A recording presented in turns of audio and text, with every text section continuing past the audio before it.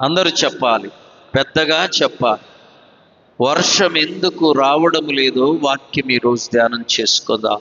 భూమి ఎన్నాళ్ళు దుఃఖించవలెను, దేశమంతటిలోని గడ్డి ఎన్నాళ్ళు ఎండిపోవలెను. భూమి, మరలా చదువుదాం, భూమి ఎన్నాళ్ళు దుఃఖింపవలెను, దేశమంతటిలోని గడ్డి ఎన్నాళ్ళు ఎండిపోవలెను. ఈ వాక్యము ద్వారా దేవుడి రాత్రి మనలందరినీ దర్శించి ఆత్మీయంగా బలపరుచునుగాక. ప్రియులరా, ప్రతి ప్రశ్నకు బైబిల్లో జవాబు ఉంది. ఇప్పుడు ప్రశ్న ఏంది? ఎవరి నోటైనా చెప్పాలి, వర్షం పడట్లా, వర్షం పడట్లా. దానికంట చూడండి వాక్యము, భూమి ఎన్నాళ్ళు ఏం చేయాలి? దుఃఖిస్తా. భూమి దుఃఖపడతా ఉందంట, గడ్డి ఏమో ఎండిపోతుందంట. భూమి ఎప్పుడు దుఃఖపడుతుంది? అమ్మా, వర్షం లేదు, వర్షం లేదని భూమి కూడా దుఃఖపడుతుంది. దీని అంతటికి కారణం బైబిల్లో జవాబు ఖచ్చితంగా రాయబడి. చదవండి, ఆదికాండం 6వ అధ్యాయము 12, 13 వచ్చిన. ఆదికాండం 6వ అధ్యాయం 12, 13 వచ్చిన. దేవుడు భూలోకమును చూచినప్పుడు ఏమై ఉన్నది? చెడిపోయి. వర్షము లేదని అంటున్నారు, కానీ ఈ రాత్రి మందిరానికి వెళ్ళి ప్రార్థనకి వెళ్ళి మొరపెడదాం అని ఆయన మందిరములో సాగిలపడిన వారి సంఖ్య దేవుడు చూస్తూ ఉంటాడు. ఆమేన్, ఆమేన్. అందరి శరీరాలకు నిద్రపోవాలని ఉండిద్ది, అందరి శరీరాలకు బలహీనతలు ఉంటాయి. ఆ మాస్టర్ పగలంతా స్కూల్లో పని చేసి వచ్చాడు. రాత్రి 2ంటికి సార్ ఆల్ నైట్ ప్రేయర్ 2ంటికి అయ్యా. దేవుడు నా పట్ల గొప్ప మేలు చేశాడు సార్. దేవుడు ఆ వ్యక్తిని చూసినప్పుడు సంతోషిస్తాడు. ఆమేన్. అక్కడ రాయబడిన మాట చూడండి, దేవుడు భూలోకమును చూచినప్పుడు అదేమైందంట? చెడిపోయి ఉంది. చెడిపోవడం అంటే అందరికీ తెలుసు. అన్నం వండుకుంటాం, ఆ రాత్రి ఉంటాం, ఉదయం చూస్తే కొన్ని అన్నాలు ఏమవుతాయి? చెడిపోతాయి. తింటారా ఎవరైనా? తినం. చూడండి వాక్యములో, చెడిపోయి ఉండెను భూమి మీద సమస్త శరీరులు, అంటే సమస్త మనుషులు, ప్రతివాడు తమ మార్గములను చెరిపి వేసుకొని ఉన్నారు. దేవుడు లోకముతో, నోవహుతో సమస్త శరీరుల మూలముగా భూమి ఏమైపోయింది? బలత్కారం, బలత్కారం. నీ ఇంట్లోకి ఎవరన్నా వచ్చి అనవసరమైన మాటలు మాట్లాడితే ఎంతసేపు ఉంచుకుంటావు? చెప్పాలి. ఎంతసేపు? ఒక 5 నిమిషాలు 10 నిమిషాలు భరించి ఏం చేస్తామో అని వెళ్ళగొడతా. మరి దేవుడు ఏం చేయాలి? ఆకాశములను చూస్తుంటే ఈ భూమి మీద ప్రతి వాడు తమ మార్గాన్ని ఏం చేసుకున్నాను? దేవుడు అంటున్నాడు నోవహు, సమస్త శరీరుల మూలముగా ఈ భూమి బలత్కారముతో నిండిపోయి. సూటిగా వాక్యము ధ్యానం చేసుకున్న జాగ్రత్తగా వినండి. బలత్కారం, బలత్కారం. అయ్యా, మీ నాన్న చనిపోతే నేను చాలా కష్టపడి నేను పెంచానయ్యా. నువ్వు మంచి చదువు చదువుకోవాలని, మంచి ఉద్యోగం చేయాలని ఎంతో ఆశపడ్డాను, ప్రార్థన చేశానయ్యా. నువ్వు ఇప్పుడు దారి తప్పుతున్నావయ్యా అని ఆ తల్లి అంటే, ఎవరితో? కొడుకుతో ఆ తల్లి అంటే, వాడెళ్ళి వాడిలాగా చెడిపోయే ఒక వాడితో చెప్పాడు, ఒక మనిషితో, అరే మా అమ్మ ఇలా అంటుంది అని అంటే, అసలు నువ్వు చెయ్యాలనుకున్న దాన్ని మీ అమ్మ ఎవర్రా అడ్డగించనని చెప్పాడు. చూసారా? నువ్వు ఆ పని చేయాలని కూడా చెయ్యి, మీ అమ్మ ఎవరు అడ్డగించటానికి? వచ్చాడు, ఆ మూలనున్న కత్తి తీసుకున్నాడు, ఆ తల్లిని పొడి చేశాడు. తల్లిని పొడిచాడు. నీకు వర్షం కురవాలా? నీకు అసలు వర్షం అవసరమా? తల్లిని ప్రేమించలేనోడివి, తల్లి మాటకు విధేయత చూపలేనోడివి ఈ భూమి మీద ఎందుకని భూమి ఏం చేస్తుంది? దుఃఖిస్తా ఉంది. చెప్పాలి, ఏం చేస్తుంది భూమి? దుఃఖిస్తా. ఇంకా కొద్ది రోజులు గడ్డి ఏమవుద్ది? ఎండిపోద్ది. ఏ ఒక్కడికి దేవుని భయము లేదు, ఏ ఒక్కడికి దేవుని వైపు చూసే జ్ఞానము లేదు. నేను ఒకసారి ఈ మధ్య బ్రాందీ షాపులో పనిచేసేవాడితో అడిగయ్యా, బాగుందా ఇన్కమ్ అని అడిగా. ఏం చెప్పాడో తెలుసా? పోయిన నెల కంటే ఈ నెల ఎక్కువ వచ్చింది. ఆమె ఏంటిది? ఆదాయం. ఎవడికి? సైతాను గాడికి.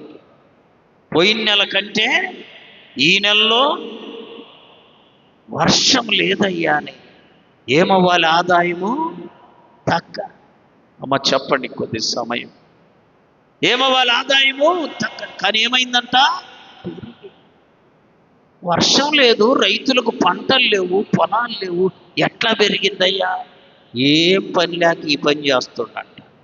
పొలములో పని లేదు, దున్నే పని లేదు, విత్తనం వేసే పని. ఏడొచ్చి తాగుతాడు సార్, ఎక్కువ తాగేది వాళ్ళే సార్. జాగ్రత్త, నీ దేవుడు నీకు అన్యాయం చేసేవాడు. మరి ఎందుకిలా? బలత్కారముతో నిండిపోయింది సమస్త శరీరం. దేవుడు భూలోకమును చూస్తున్నప్పుడు భూలోకం ఏమై ఉన్నది? చెడిపోయిన మనుషులు పెరుగుతున్నారు.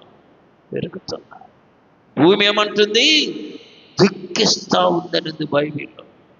భూమి అంటే ఏం చేస్తుంది? దుఃఖిస్తా. కొంతమంది అనుకోవచ్చు భూమికి ఏంది దుఃఖం ఏందని. భూమికి చెవులున్నాయి, నోరుంది, చూసే కన్నులున్నాయి. చూద్దాం బైబిల్లో మాటలు ఉన్నాయి. యెషయా గ్రంథం 1వ అధ్యాయము 2, 3, 4 వచనాలు. దేవుడు మాట్లాడుతూ ఉన్నాడు. ఆకాశమా ఆలకించుము, భూమి చెవి యొక్క వినమ్మా. మనుషులెనట్ల దేవుని మాటలు, మనుషులెనట్ల మంచి మాటలు. దేవుడు అంటున్నాడు, ఆకాశమా ఆలకించు, భూమి చెవి యొక్క అని. ఏమన్నాడు తెలుసా? నేను పిల్లలను పెంచి, అందరు చెప్పండి ఆ మాట, నేను పిల్లలను పెంచి పెద్దవారిని చేస్తే వారు నా మీద తిరగబడి ఉన్నారు. నిన్ననే పేపర్లో వేశారమ్మా. నిన్ననే 3 కూతుర్లు ఆయనకి. ఆయన ఒక మంచి ఉద్యోగం చేసి 3 బాగా చదివించి మంచి ఉద్యోగం ఉన్న అల్లుళ్ళకి సిద్ధపరిచాడు. భార్య చనిపోయి ఆయనకు చూసేవాళ్ళు లేక ఒక ఆశ్రమంలో ఉంటూ అనారోగ్యముతో చనిపోతే, అమ్మా మీ నాన్న చనిపోయాడని మొదట ఆమెకు ఇన్ఫర్మేషన్ ఇస్తే, నేను రాను, నాకు తీరదు, మీరే కార్యక్రమం చేయమని. 2వ బిడ్డకి ఇన్ఫర్మేషన్ ఆమె రాల, 3వ బిడ్డకి తెలియజేశారు, ఆమె కూడా. వీళ్ళే దహన సంస్కారాలు పాతి పెట్టడానికి, కాల్చడానికి తీసుకెళ్తుంటే ఒక కూతురు అన్నదంట, వీడియో కాల్ చేసి, చెప్పండి వాళ్ళు తెలిసి, ఏ కాలు అది కాలు వీడియో కాల్ చేసి మాకు చూపించు, మేము చూస్తామన్నారు. ఒకడు వీడియో కాల్ చేసి ఒక ఆమెకు చూపిస్తే, ఇంకొకడు వీడియో కాల్ చేసి ఇంకొకటి 3కి చూపించి, ఇందులో ఒక ఆమె ఏమంటుంది తెలుసా? ఇంకెంత టైం పడుద్ది, మాకు ఆకలి అవుతుంది. పొట్టలు పగలా ఆడ తండ్రిని కాలుస్తుంటే నీకేమవుతుంది? ఆకలి అయిద్దా? అదే నిన్ను ఏడుస్తుంటే ఆకలైన తల్లి తండ్రి పక్కన పడేసి ఆకలిని నిన్ను ఎత్తుకొని నీకు ఆకలి తీర్చారే. వర్షం ఎలా కురిసిద్దమ్మా? దేవుడికి ఎంత బాధ! ఈ మాట విన్నోళ్ళందరూ బాధపడ్డారు. అది ఏం కూతుర్లు వచ్చి కనీసం తండ్రి చనిపోతే చూసుకోవద్దా అని అందరూ బాధపడుతుర్రే. చెప్పాలి, ఆ ప్రాణం పోసిన దేవునికి ఎంతో. చూడండి, ఆదికాండం 6వ అధ్యాయంలో ఆ మాట వ్రాయబడి, భూమి మీద నరుని సృజించినందుకు యెహోవా సంతాపము చెందనంటే బాధ పడ్డాడు. నీకు కాలానుగుణంగా ఋతువులు ఉన్నాయి, వర్షాలు ఇస్తాడు, కానీ వాటి కొరకు, వాటినిచ్చే దేవుని కొరకు ఎదురు చూసి కనిపెట్టి ఆయనను వేడుకునే జనాలు ఈ భూమి మీద ఏమవుతున్నారు? తగ్గిపోతూ ఉన్నారు. ఎంత విచారకరం! దేవుని యొక్క పరిశుద్ధ గ్రంథంలో చూడండి, సమూయేలు మొదటి గ్రంథం 2వ అధ్యాయము 8వ వచనం. సమూయేలు మొదటి గ్రంథం 2:8. కూర్చుండబెట్టుటకై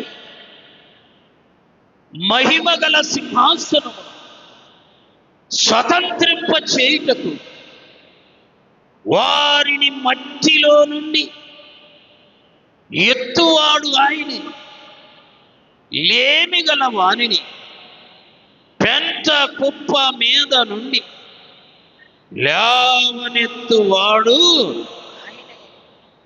ఈ మనిషిని ఎంత ఉన్నతమైన స్థితికి తీసుకెళ్తున్నాడో అంత నీచమైన స్థితిలోకి వెళ్ళిపోతున్నాడు. మా దేవునికి చాలా బాధ అండి, చాలా బాధ, చెప్పరానంత బాధ. యెషయా గ్రంథం 66వ అధ్యాయం 1వ వచనం చూడండి. యెషయా గ్రంథం 66:1. దేవుడు ఈలాగూ ఆజ్ఞయిస్తూ ఉన్నాడు, ఆకాశము నా సింహాసనము, భూమి నా పాదపీఠ. ఈ భూమి అంతా దేవుడు కాలు పెట్టుకునే స్థలం. మరి ఈ భూమిని ఆయన అలా చూస్తే అందరు ఏమై ఉన్నారు? చెడిపోయి. పిల్లరా, ఆలోచించాలి. వర్షం కురవకపోవడం దేవుని తప్పు కాదు.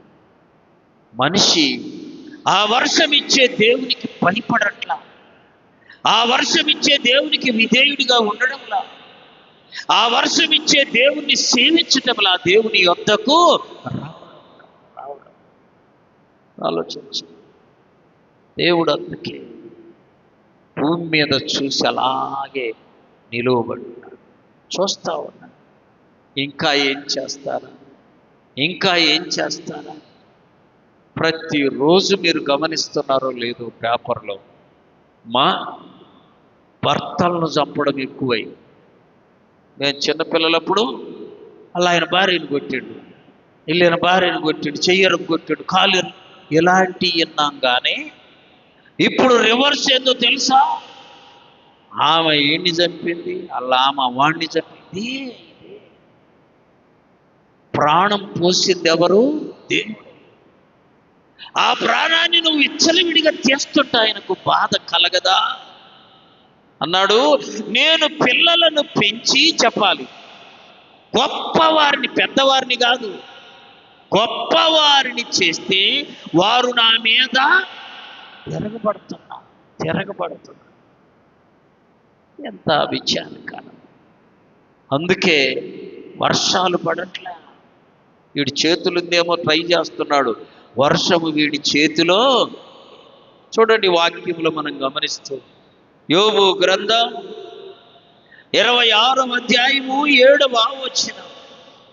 యోబు గ్రంథం 26:7. శూన్యమునపై ఉత్తర దిక్కుననున్న ఆకాశ విశాలమును ఆయన పరిచయం, శూన్యము పైన భూమిని వేలాడదీశాడు. భూమి ఎలా ఉందో తెలుసు, ఆశ్చర్యం. శూన్యములో ఉన్నదంట. ఆకాశ గగనాలను నీ జానతో కొలిచితివి. ఆకాశ గగనాలను నీ జానతో కొలిచితివి. శూన్యములో ఈ భూమిని, శూన్యములో ఈ భూమిని వేలాడదీసిన నా యేసయ్యా, వేలాడదీసిన. భూమి ఎక్కడుందంట? శూన్యంలో ఉంది. ఆయన భూమికి ఆజ్ఞ ఇచ్చేవాడు. చెప్పాలి, ఏమిస్తాడు? భూమి మొలువు మొలకంటే మొలిచింది. భూమిని ఆకాశ వర్షముతో నింపుతాడు దేవుడు. భూమి కూడా దుఃఖిస్తాడు. దొనకొండలో ఒక చోటకి వెళ్ళి నేను ఒక షాపులో ఒక మాటల్లో మాట్లాడుతుంటే వాళ్ళు అన్నారు, భూమికి భారమైనోడు ఉన్నాడు, నీకు తెలుసా? మన ఊర్లో దొనకొండలో ఎవడంటాడు, ఈ భూమికి భారమైనోడు ఉన్నాడు, నీకు తెలుసా అన్నాడు. ఆ పేరు నేను ఎప్పుడు ఇలా ఎల్లయ్యన్నా మల్లయ్యన్నా లోకయ్యన్నాం కానీ ఏం పేరు ఇది? భూమికి. నేను ఎప్పుడు వెళ్ళలేదు, వాడిని ఎప్పుడు చూడలేదంటే, ఫలానా వ్యక్తి భూమికి వాడు భారమై ఉన్నాడు. వాళ్ళ అమ్మ అన్నం వండి అక్కడ పెడితే తల్లికి కూడా ఉంచుకున్న మొత్తం తింటాడంట. ఉదయం బయలుదేరి మధ్యాహ్నం 1 గంట దాకా వస్తాడు, మళ్ళా తింటాడు, మళ్ళా వెళ్ళి రాత్రి 8 వస్తాడు. ఇంట్లో ఏమున్నదా ఏమి లేదా చూడనే 40 ఏళ్ళు వచ్చాయి. ఎంతమ్మా? వాళ్ళ అమ్మ నిద్దంట, అరే ఈడుంటే భూమి కూడా చిట్టుకుంటుంది, ఈడు భూమికి భారం. ఎందుకు ఆలోచించండి? దేవునికి వర్షం ఇవ్వడం ఒక్క క్షణం. ఆమె నోవహుతో చెప్పాడు, నోవహు ఇంకా 40 దినాలకు ప్రచండ వర్షం రాబోతుంది. ఏ వర్షము? ఆకాశపు వాకిళ్ళు విప్పుతారు. భయంకరమైన వర్షం. దేవుడు ఒక్క మాట సెలవిస్తే భూమి అంతా సర్వ సమృద్ధితో నింపబడుతుంది. ఎవడన్నా అడుగుతున్నాడా? ఆయన ఎదుటికొచ్చి అడుగుతున్నాడా? వర్షం వల్ల నువ్వు చెయ్యాల్సిన పని చెయ్యాలి. ఆకలి అవుతుంది అంటే ఆకలి తీరదు. నువ్వు లేవాలి, బియ్యమును సిద్ధపరచాలి, వాటిని మంట పెట్టాలి, అప్పుడు అది అన్నముగా అప్పుడు తినగలవు. మానవుడు దేవుని యొద్దకు రావాలి, రావట్లా. యోబు గ్రంథం 12వ అధ్యాయం 8వ వచనం. యోబు గ్రంథం 12:8 చదవాలి. భూమిని గూర్చి ధ్యానించిన ఎడల అది నీకు బోధించు. భూమి ఎక్కడుందని చెప్పుకున్నాం? శూన్యములో. ఆ భూమి ఒక్కసారి అలా కదిలిందనుకో ఏమైపోద్ది? అందరూ పడిపోతారు, మునిగిపోతారు. బైబిల్లో భూమి నోరు తెరచి 250 మందిని ఏం చేసింది? మృంగి వేసి. భూమికి ఏముంది? నోరుంది. ఆమె ఆ భూమి ఏడుస్తూ ఉందంట, దుఃఖిస్తూ ఉందంట. ఒరే వీళ్ళు మారడం లేదు. నాకు సందేహం వచ్చింది. అక్కడ 3-4 రోడ్ల దగ్గర తిరణాలు చేస్తే ఆ చేను నిండిపోయింది, ఈ చేను నిండిపోయింది, అన్ని చేలు నిండిపోయారు. ఎప్పుడన్నా చర్చిలో అంత జనం వచ్చారా? చెప్పాలి. అది ఉన్న డబ్బులు కాజేసుకునేది. అది ఇక్కడ ఉన్న డబ్బులు దీవించబడి. ఎక్కడికి వస్తున్నారా జనాలు? అక్కడికి వెళ్తున్నారా? ప్రియులరా, భూమి నోరు తెరచి దాతానును అబీరాము గుంపును 250 మందిని భూమి నోరు తెరిచి మింగేసి, వాళ్ళు భూమి మీద ఉండడానికి అప్పుడు వెళ్తే యుద్ధములో విజయం వచ్చింది. చప్పట్లు కొట్టి ప్రభును మహిమపరచాలి. నీలో దోషం పెట్టుకొని, నీలో పాపం పెట్టుకొని వర్షం వర్షం వర్షం ఎలా కురుస్తుంది? భూమికి దుఃఖం వస్తుంది. మానవుని యొక్క క్రియలు, భూమికి దుఃఖం, భూమికి దుఃఖం. చూడండి, వాక్యములో మనం గమనిస్తే యెషయా గ్రంథము 41వ అధ్యాయం 1వ వచనం. యెషయా 41:1 చదవ. ద్వీపములారా మౌనంగా ఉండండి, జలములారా. చూడండి, ద్వీపములారా అంటే చుట్టూ నీరు, మధ్యలో భూమి. దాన్ని ఏమంటాము? ద్వీపం అంట. దేవుడు అంటున్నాడు, ద్వీపములారా మీరు మౌనంగా ఉండండి. మానవునిలో మార్పు రావడంలా, మానవునిలో పశ్చాత్తాపము కనగడంలా, మానవునికి దేవుడంటే భయము భక్తి రావడంలా మీరు మౌనంగా ఉండండి. భూమి నువ్వు మౌనంగా. చూడండి, ఇంకా 44వ అధ్యాయం 3వ వచనం. అమ్మ చదువు. నేను దప్పిగల వాని మీద నీళ్లను, ఎండిన భూమి మీద ప్రవాహ జలమును కుమ్మరిస్తాడు. దేవుడు కుమ్మరిస్తాడు. వీళ్ళరా, ప్రవాహ జలమును కుమ్మరించగలడు ఆయన. సుబ్బమ్మ అని ఒక ఆముంది. మేము 10th చదువుకుంటప్పుడు కూర్చేళ్ళం. శనక్కాయలు అమ్ముకొని మా ఒక కొడుకుంటే భాస్కర్ అని. చాలా పేదరికం. ఎంత పేదరికమో తెలుసా? ఉదయాన్నే స్కూల్కి వచ్చి ఏమి తినటానికి లేక అలాగే వచ్చి మాతో పాటు చదువుకునేవాడు, మాతో పాటు చదువుకునేవాడు కానీ మాతో పాటు తినేవాడు, బడికి వచ్చేవాడు. స్కూల్ అయిపోయి మధ్యాహ్నం పోయేకి వాళ్ళమ్మ, అయ్యా ఏమీ లేవు, అన్నం వండలేదు అంటదంట. వెంటనే నీళ్లు త్రాగి మరలా స్కూలుకు వచ్చేవాడు. రోజుకు ఒక పూట కూడా కొన్నిసార్లు ఉండేది కాదంట. సార్ ఎప్పుడన్నా లేవరా పలాని పాఠం చెప్పరా అంటే, పాపం గుండీ లేని చొక్కాయి ఎక్కడో ఒకటి ఉంటుంది, ఒకటో రెండో, ఈ చొక్కాలు రెండెట్టు పట్టుకొని ఇట్లా నిలబడి చెప్పేవాడు. నిన్న ఒక రైల్వే స్టేషన్లో బ్రహ్మాండంగా కూర్చోమన్నా. నేను ఆ స్టేషన్ అలా వెళ్ళి తెలా చూసేసరికి, ఏమిరా భాస్కర్ ఏడున్నామంటే, నేను స్టేషన్కు సోపన్ అంటూను. చప్పట్లు కొట్టి ప్రభును మహిమపరచాలి.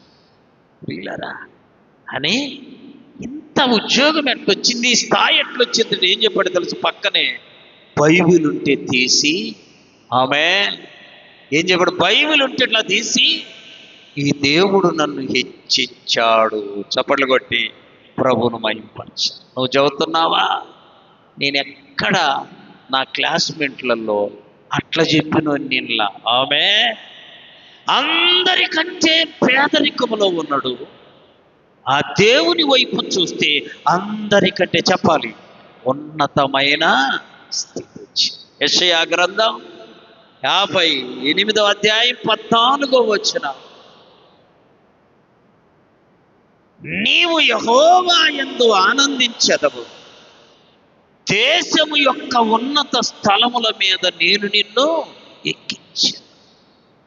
నేను ప్రభు పరిచర్యలో ఉన్నానని తెలుసుకొని నన్ను కలవడానికి ఒకరోజు కారు వేసుకొని వచ్చాడంట.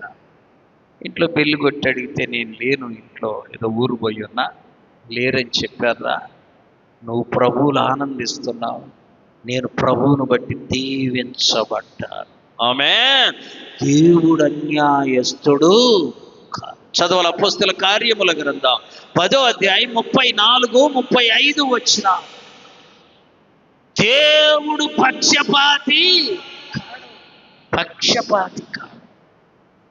వాళ్ళ అమ్మ అనేదట, నిన్న చెప్తున్నాడు, అన్నం లేదు కానీ అయ్యా, బడి నుండి ఇంటికి వెళ్ళగాని చెప్పేదంట, అన్నం లేదు కానీ ప్రార్థన చేసుకొని నీళ్లు తాగిళ్ళు. ఆమె ఎవరండి? ఏ తల్లి, ఏ తల్లి ప్రార్థన చేసుకుని ఒక గ్లాసు నీళ్లు తాగి వెళ్ళమంటాడు. ఆ చొక్కా గుండెలు ఇలా పట్టుకొని పరిగెత్తుతూ వచ్చేవాడు మాతో. దేవుడు దేశము యొక్క చెప్పాలి ఉన్నత స్థలముల మీదకి ఏం చేశాడు?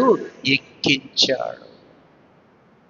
దేవుడు ఎప్పుడు మనకు నష్టం చేయడు, కష్టం కలిగించే పని మనం చేస్తుంటాం. ఉదయం లేస్తే రాత్రి పడుకునే వరకు దేవునికి కోపం వచ్చేయి, దేవునికి బాధ కలిగేది.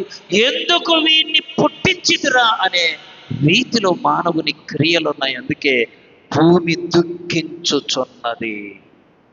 భూమి ఏం చేస్తుంది? దుఃఖిస్తారు. ఇంకనైనా వీనిలో మార్పు రావడం లేదు. చదవండి, వాక్యములో మనం గమనించినట్లయితే యెషయా గ్రంథం 42వ అధ్యాయము 4, 5 వచ్చిన. యెషయా 42, 4, 5 వచ్చిన. భూలోకమున న్యాయము తాపించు వరకు అతడు మందగిల్లడు, నలుగుడు పడడు. కనిపెడతా ఉన్నాయి. ద్వీపాల ఆయన బోధ కొరకు కనిపెడుతున్నాడు. భూమి మీద సమాధానం ఎదుగుతున్నాడు దేవుడు. ఆమె ఆమె మానవునిలో నుండి ఏం కోరుతున్నాడు దేవుడు? సమాధానం, విధేయత, పరిశుద్ధత.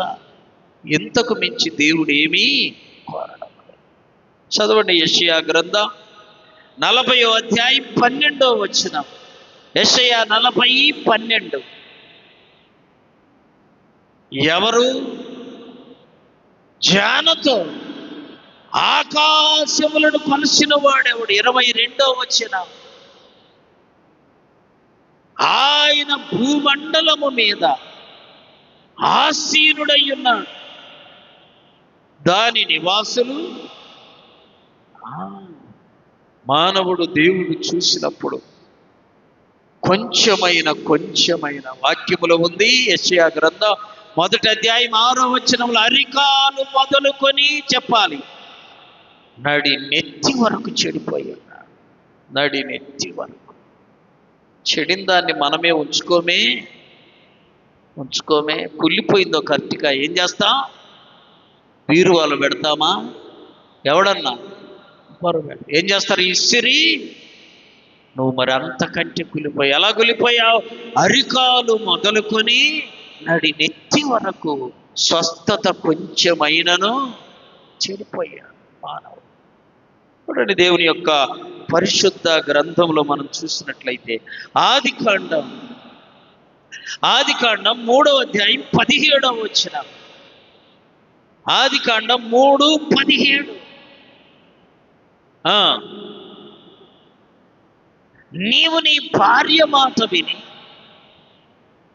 తినవద్దని నేను నీకు ఆజ్ఞాపించిన పండు నీవు తింటివి గనుక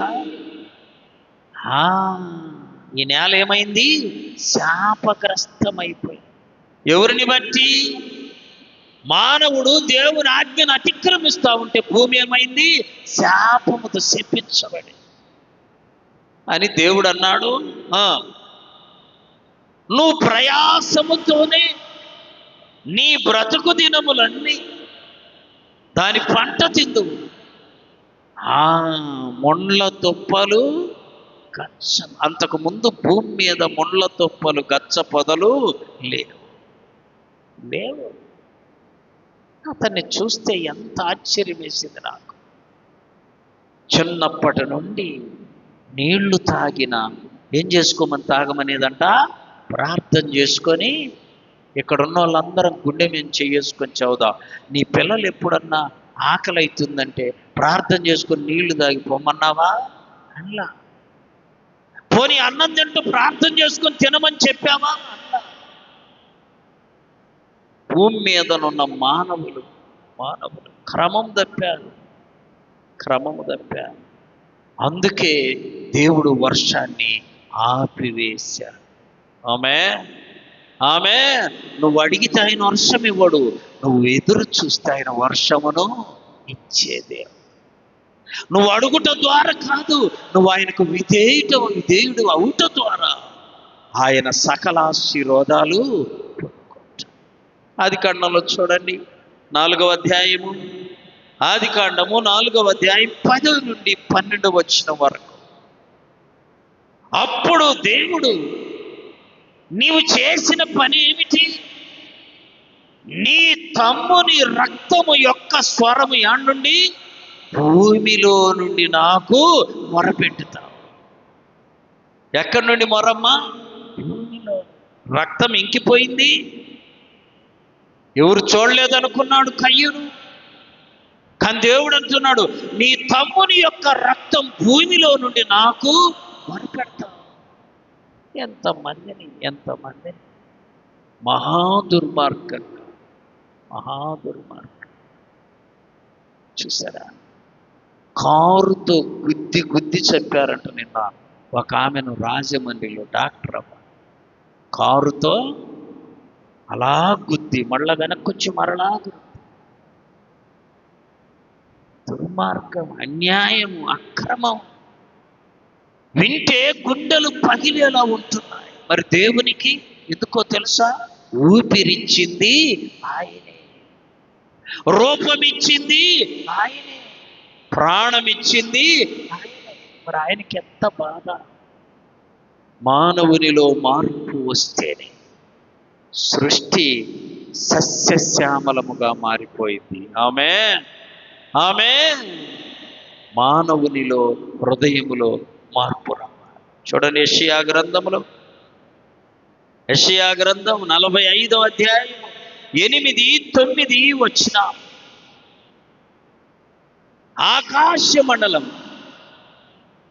నీతిని కురిపించునట్లు అంతరిక్షమా మహావర్షము వర్షించు, భూమి నెరలు విడిచి పంటలు ఫలించునట్లు. నీతిని చూస్తున్నాడు దేవుడు. ఈ నీతి నువ్వెక్కడున్నా నిన్ను కాపాడుద్ది. చప్పట్లు కొట్టి ప్రభును మహింపరచు.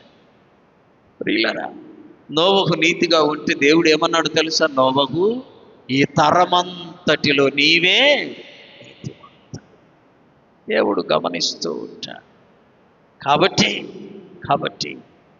ప్రభు బిడ్డలమైన మనల్ని ఎన్నడూ కొరతతో ఆకలితో ఉంచేవాడు బహుధైర్యంగా ఉన్నాడు. దేశమంతా కరువు అంట. బైబిల్లో అన్ని సంగతులు వ్రాయబడ్డాయి. దేశమంతా కరువు. ఎలాంటి కరువు తెలుసా? పంటలు లేవు, వర్షం లేదు. 3.5 సంవత్సరం భయంకరమైన కరువు వస్తే దేవుడు ఏలియాను తీసుకెళ్ళి ఒక చోట పెట్టి అన్నాడు, నువ్వు ఇక్కడ ఉండు, నేను నీ కాకులతో ఆహారము పంపిస్తాను. ఇప్పుడు చెప్పండి, ఊర్లోని ఆహారము లేదు, మరి కాకులకి ఎట్లా వస్తుంది? కాకులకు ఆహారం రావాలంటే ఎక్కడుండాలి ఆహారం? ముందు ఊర్లో ఉండాలి. ఊర్లో ఆహారం లేకపోతే కాకులకి ఎట్లొచ్చింది? ఎక్కడ ఉన్న దేవుడు నీకు పంపాల్సింది చెప్పాలి, నీ వద్దకే పంపుతా. నువ్వు నేను చేయవలసినది ఆయన వైపే చూడాలి. అందుకనే భక్తుడైన దావీదు గారు అంటాడు, కొండల తట్టు నా కన్నులు ఎత్తుచున్నాను, నాకు సహాయం ఎక్కడ నుండి వచ్చును? యెహోవా వలననే. చూడండి, 100వ కీర్తన 100వ కీర్తన తీయండి. కీర్తనలు 100. 100వ కీర్తనలో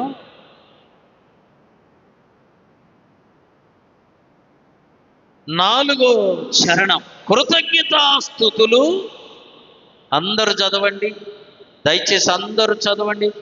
కృతజ్ఞతాస్తుతులు చెల్లించుచు ఆయన గుమ్మములో ప్రవేశించుట, కీర్తనలు పాడుచు ఆయన ఆవరణములలో ప్రవేశించుడి, ఆయనను స్తుతించుడు, ఆయన నామమును. ఈ గుమ్మంలోకి వచ్చేటప్పుడంట కీర్తనలు పాడుతూ రావాలంట. ఆమె మందిరానికి వచ్చేటప్పుడు ఉల్లాసముతో వస్తే ఇక్కడ దేవుడు నిన్ను అంతకంటే ఎక్కువ ఉల్లాసముతో నింపునుగాక. మందిరానికి వచ్చే స్థితి అది. వస్తున్నారా? మా ఆదివారం చక్కగా నిండిపోతుంది కదా. మరి ఆల్ నైట్ ప్రేయర్కి ఏమి? రేయంతా నిన్ను బాధ పెట్టే విషయాలు ఇక్కడ ఏమన్నా ఉన్నాయా? నువ్వెక్కడున్నా దేవుడు నీ వాట నీ దగ్గరికి పంపునుగాక. నువ్వు చెయ్యాల్సిన పని చెయ్యాలి. ఏలియా వెంటనే దేవుణ్ణి ఒక ప్రశ్న ఇచ్చయ్యా, దేశంలోనే కరువు ఉంది, నేను వెళ్ళి చెట్టు కింద ఉంటే వాగు నీళ్ళు తాగితే ఆహారం నాకు ఎట్లా వస్తాయి? కాకులు తేవాలంటే కాకుల దగ్గర అసలు ఆహారమే లేదు. ప్రశ్నించమాక. నీకు వర్షము లేని సంగతి నీకంటే ముందు నీ దేవునికి తెలుసు. ఆయనకు నువ్వు నేర్పుతావా వర్షమయ్యా అని? అవసరములా నీలో ఆయన చూస్తా ఉన్నాడు. నీతిని మొలిపించు. ఆమె ఆమె వాక్యములు ఏముందో తెలుసా? నీతిమంతుడు ఎన్నడూ ఆకలి కొనడు. చెప్పాలి, నీతిమంతుడు ఎన్నడూ ఆకలి కొనడు. ఆకలి కొనడమ్మా, ఆకలి కొనడు. నేను చెప్పాను ఒకసారి, మళ్ళా చెప్తున్నా. సేవకుడు సేవకురాలు ఇద్దరు కలిసి ఒక ఊరికి వెళ్ళి ప్రార్థన మీటింగ్ పెట్టా. 10 అయిపోయింది, ప్రార్థన అయిపోయింది. వస్తుంటే ఎవరు అన్నం తినమని అన్నా. వస్తూ ఉంటే ఆకలి మీద బాధేస్తుంది. అలసటగా నడుచుకుంటూ వచ్చేలకి లాస్ట్ బస్సు వెళ్ళిపోయింది. ఆకలి అవుతుంది, బస్సు లేదు, ఏం చేయాలి? గమనించండి. ఆ బస్ స్టాప్లో ఒక ఈ ఏరుశనగలు అమ్ముతుంటే ఏరుశనక్కాయలు కొనుక్కొని అలా తినుకుంటూ అంత అన్నం పెడితే బాగుండే ఎవరన్నా అని అనుకుంటూ ఉంటే ఆ సేవకుడు అన్నాడట, ఏలియాను పోషించిన దేవుడు మనల్ని కూడా పోషిస్తాడట. ఏడయ్యా, నేను ఇంటి దగ్గర తినొద్దామంటే నువ్వేమన్నా ఎన్నవా? స్త్రీ మిక్కిలి బలహీనమైన కొంచెం ముందే జారుతారు మాట, కొంచెం ఆగుదామనుకో.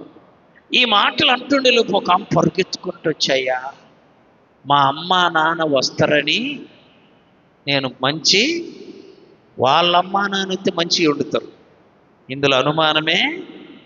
వీళ్ళమ్మా నాన్న వచ్చారనుకో, సంచి బయటే, అమ్మా అన్నీ బయటే, అన్నం కూడా ఆలస్యమే. వాళ్ళమ్మా నాన్న వస్తుండ్రని ఆమెంట మంచి బిర్యానీ వండిందంట. అయ్యా ఆమెలు రాలేదయ్యా, ఇప్పుడు రామని చెప్పారు, మీరు వచ్చి భోజనము. వాళ్ళు అనుకుంది కాస్తంత అన్నం దొరికితే చాలు అనుకోండు, బిర్యానీతో దేవుడు ఆశీర్వదించాడు. వర్షం లేదని దిగులు పడాల్సిన పనిలా మన అవసరత ఏంటో మన ప్రభువుకు బాగా తెలుసు. ఆ ప్రభువుకు నీతిమంతులముగా నిలవబడదాం. ఆమె ఆయన మన వైపు చూసినప్పుడు మనలో నీతి ఉంటే నీతిమంతులను ఆయన ఎన్నడూ ఆకలి కొననీయడు. ఈ వాక్యం ప్రకారం ఎంతమంది ఆయన వైపు చూసి ఆ నీతిని కోరుకుంటున్నారు? కోరుకునేవారే. చెప్పా కదా, బ్రాంతి షాపు అని అడిగానండి నేను, ఎలా ఉందయ్యా వ్యాపారం? పోయిన నెల కంటే చెప్పాలి, ఈ నెల ఇంకా పెరగడం ఏంది? వర్షాలు లేవే, తగ్గాలి కదా, తగ్గలేదయ్యా ఇంకా. చెప్పండమ్మా, పెరిగిపోతా. ఆ పాపం అట్లా పెరుగుతూ ఉంటే ఈ వర్షం ఎట్లా తరుగుతా. నువ్వు నీతిగా నిలువడు, ప్రభు వైపు చూడు, పరిశుద్ధంగా జీవించు, నీతిమంతుడైన ప్రభుకు నచ్చేలా బ్రతుకు. నీ ఇంటికి కాకులతో ఆహారమును పంపిస్తాడు. ఏలియాను పోషించిన దేవుణ్ణి మనము కలిగి ఉన్నాము. ఆమె మనమే కాదు, భూమి కూడా ఏమవుతుంది? దుఃఖిస్తావు. మరి ఏం చేయాలి? యోవేలు గ్రంథం చూడండి, మీకా గ్రంథం మొదటి అధ్యాయము 2, 3, 4 వచ్చిన చదువ. సకల జనులారా, భూమి నీవును నీలోనున్న సమస్తం చెవియొగ్గు వినుడి, ప్రభువుకు యెహోవా. దేవుడే సాక్ష్యం చెబుతాడు. ఎందుకయ్యా వర్షం రాలేదంటున్నావు? నువ్వు నీ సంపాదించినదంతా తీసుకెళ్ళి సైతాను చేతిలో పెట్టొచ్చా. సైతాను చేతిలో పెట్టాను. దేవుడు సాక్ష్యం పలుకుతాడు. చూడండి, ద్వితీయోపదేశకాండం చాలా ఆశ్చర్యం గొలిపించే వాక్యం అది. ద్వితీయోపదేశకాండం 30వ అధ్యాయం 19వ వచనం అందరూ చూడాలి. ద్వితీయోపదేశకాండం 30:19. నేను జీవమును మరణమును ఆశీర్వాదమును శాపమును నీ ఎదుట పెట్టానయ్యా. భూమి ఆకాశాలు నీ మీద సాక్షులుగా. ఎవరంట సాక్ష్యం? భూమి. ఈ భూమి మీద తప్ప నువ్వు ఏ పని ఎక్కడా చేయలేవు. గమనించు. కాబట్టి దేవుని దృష్టిలో పరిశుద్ధంగా బ్రతుకుదాం. దేవుని దృష్టిలో నీతిమంతులముగా బ్రతుకుదాం.